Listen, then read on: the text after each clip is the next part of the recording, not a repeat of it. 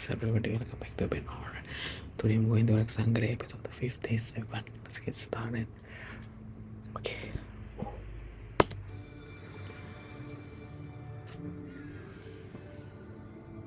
Patay! Kung sino man ang nagbukod sa akin sa sangre niya.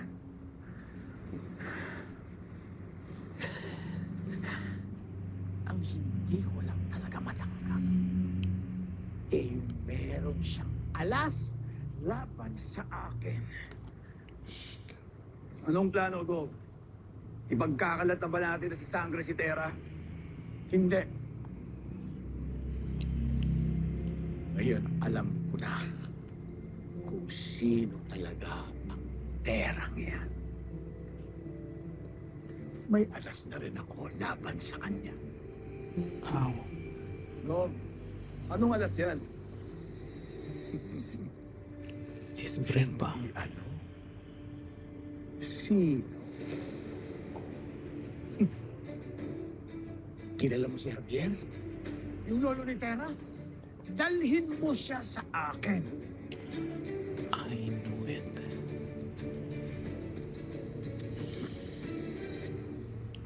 Nakatitiyak ka bang dito matatagpuan ang iyong hinahanap? Opo, Ashley. Isang developer na kilala si Miss Lila. Developer? Anong klase nila lang yan? May kapangyarihan ba siya? Parang ganun, Ashley. Marami siyang koneksyon at pera. Ibig sabihin marami ang nakakilala sa kanya. Alam din ang lahat na dito siya nagtatrabaho. Kung gayon, wag na tayo mag-aksaya pa ng panahon. Ngayon, makatitiyak na tayo kung anong kapangyarihan ang taglay ng developer na iyan.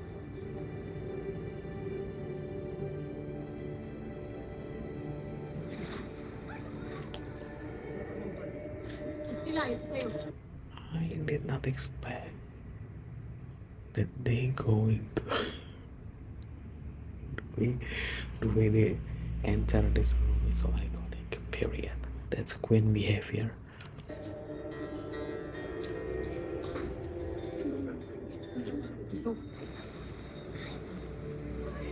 Sabi lang magsilayas kayo.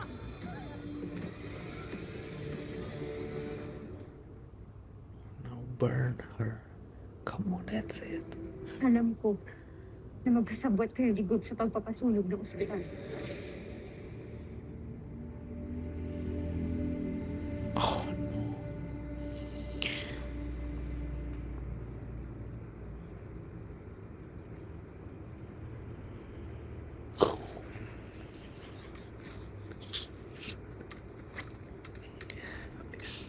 This stressed me out. Really. Oh my god. Are they going to execute him?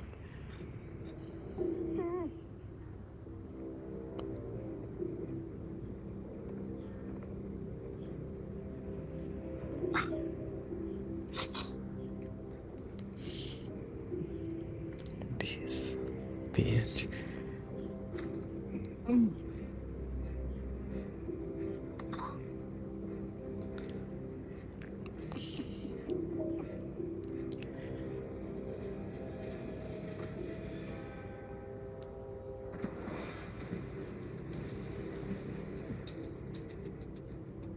Magandang araw, Mang Javier.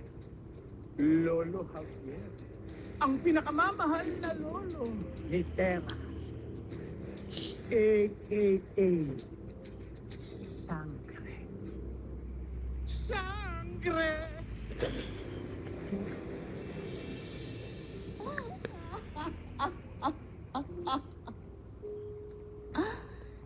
Hindi ako aamin.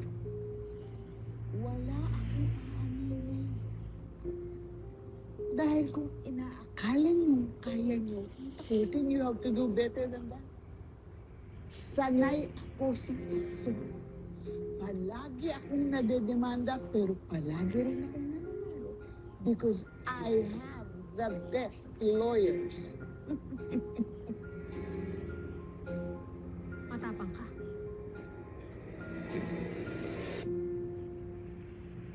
ngayon kaya, manatili pa rin ang iyong katapangan.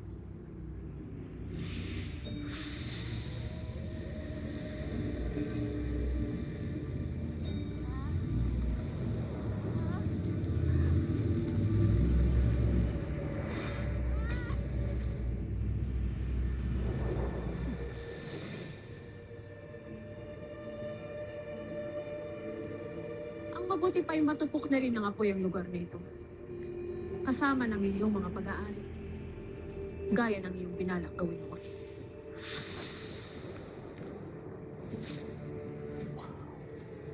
Finally, the genius hero.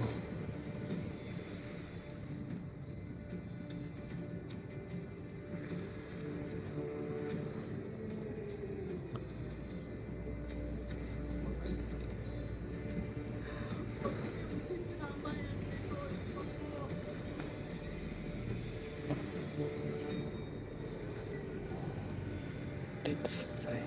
That's there.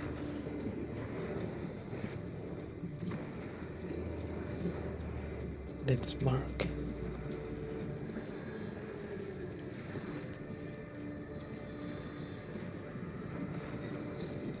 And then stop. Come on. At ikaw na. Sisilaman ko ang iyong katawan.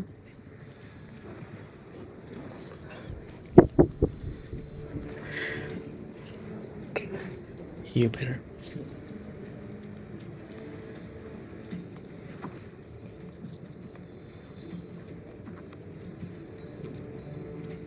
Umamin ka na, Mrs. Tula. Isiwalat mo na lahat ng mga kalokohan ni Governor Emil Salvador. Kundi ikaw mismo ang masusunod.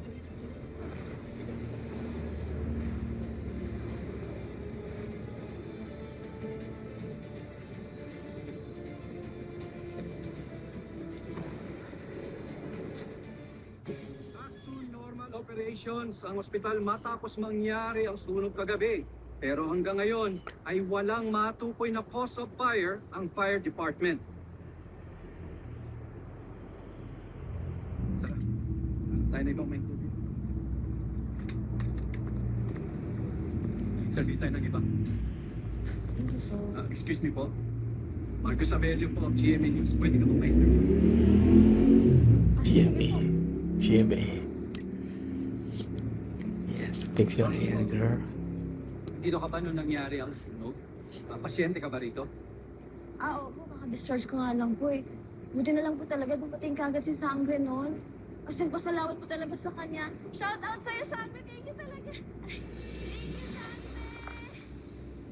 Si Sangre!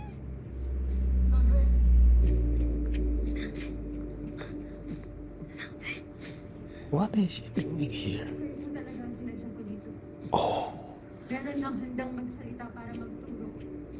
Kung sino ang mastermind na nagpapasunog ng ospital. and they going to stop this situation because I'm vampire. Pwede mo bang sabihin sa mga nandito, sa mga tagapanood natin ang nalalaman mo?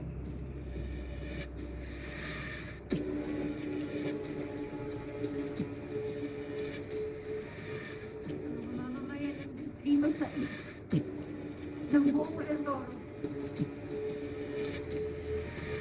Pasunog ng ospital, walang ibang iso.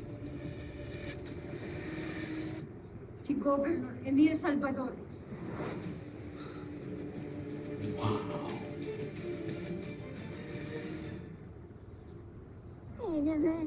Wow. Ano? Oh my god, I got goosebumps. Ano? Oh my god. Ikaw! Ba't mo maging ito? Sisihin niyo ang magaling niyong apo. Dahil sa kanya, nasira lahat ng mga plano ko.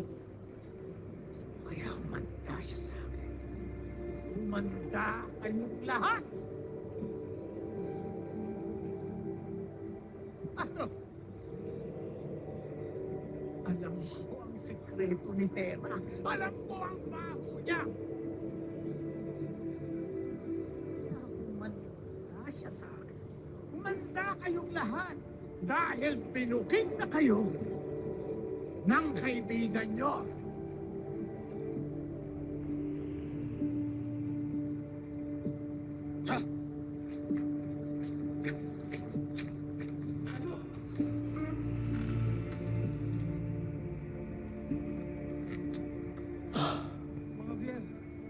Bakit? Walang iya ka. Alam mo ba kung anong ginawa mo? Mamatay mo ang pamilya ko dahil sa inyo.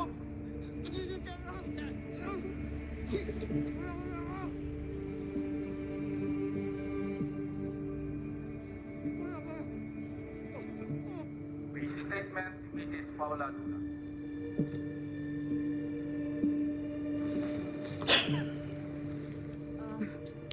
Totoo ang sinabi ni Sangre kanina.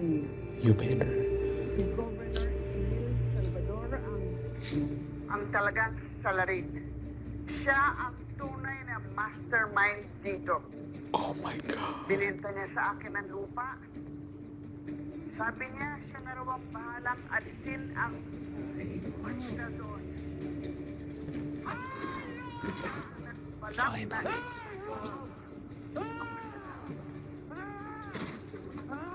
Hayop ka! Hayop ka, Manong! Ngayon alam na natin ang katotohanan. Sana'y protektahan ng buong kapulisan. Si Mrs. Paula Dula bilang isang star witness, bilang isang whistleblower. Please, Sana Mark. maging patas ang mga pulis.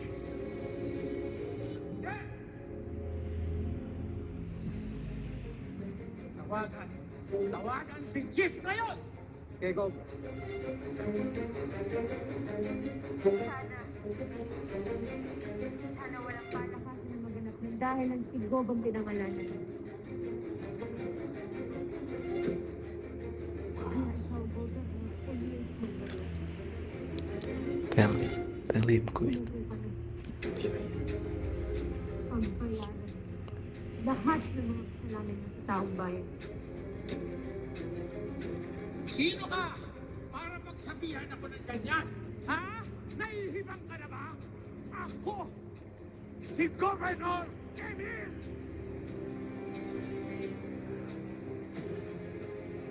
Ah!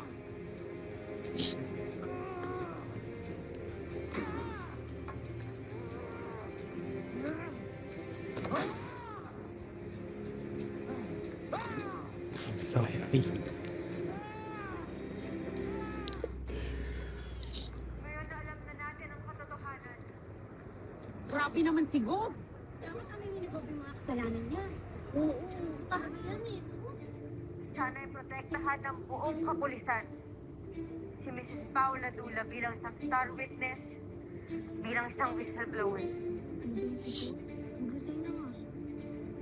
Dapat, i-impeach niya yan si Gob. Resign. Girl, execute. That's the only answer. Maging patas ang mga pulis. Execute him. Kwenta! Mga tol, People angry. muntik na mamatay yung anak ko sa ospital. Huwag nang pahara-hara sa kalsada tong group na to. Nangyari sa atin. Inaaraw din sa atin yan. Nakita ko lang talaga yun sa daan. Sasang ka sa akin. Mrs. Tula.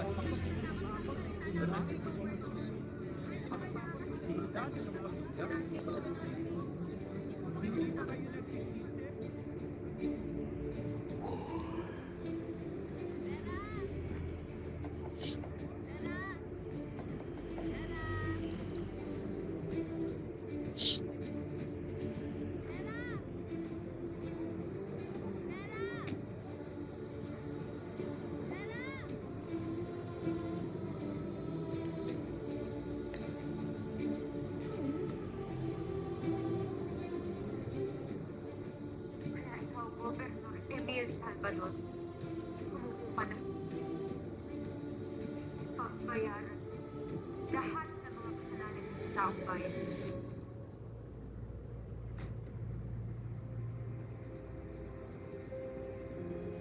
Oh, I'm so happy.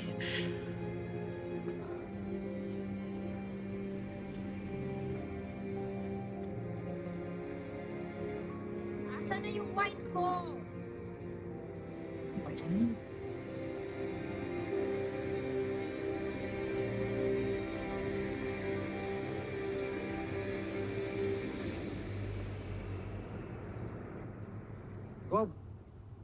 Hindi ko sumasagot si Chief. Ah,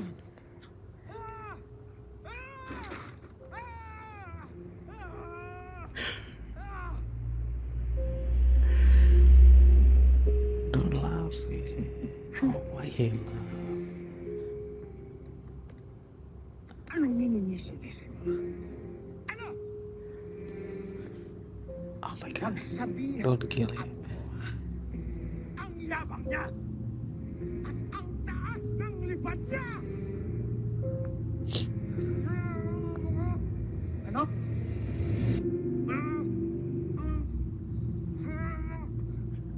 Hindi mayabang ang apo ko. Alam niya lang kung ano ang tama sa mali.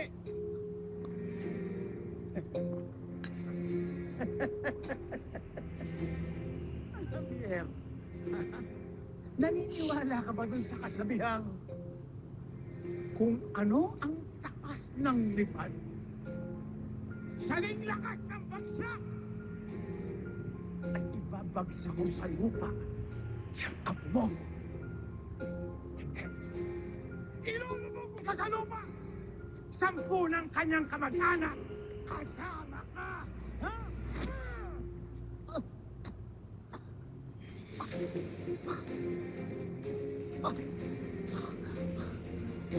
Hindi na yung book na yun. Dami ng buhay na sira dahil sa kanya. Sana ka.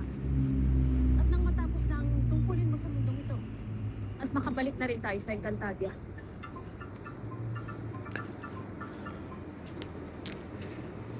And now, Grandpa. Hello? Sino po ito?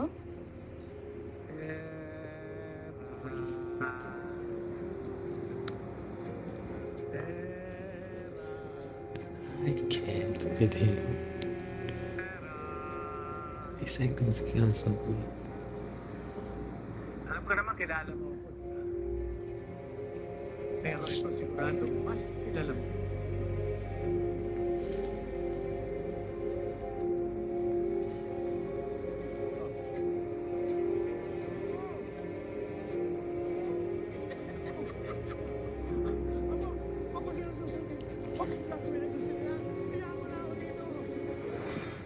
Lolo? Lolo, ano yung ginagawa ninyo? Bakit kasama ninyo ang lolo ko? Akala ko bang matapang ka? Eh bakit yun nabahagang bukok mo? She better record this call. Nanginginig ka ba? Like, Nanginginig ka, no? Ha? Akala mo ba mapapabagsak mo? Ngayong awa ko itong pinakamamahal mong lolo.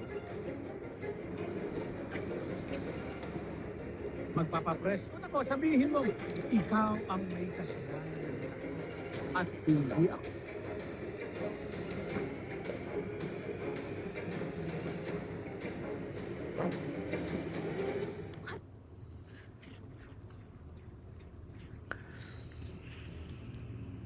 okay. This is my reaction. Bye-bye.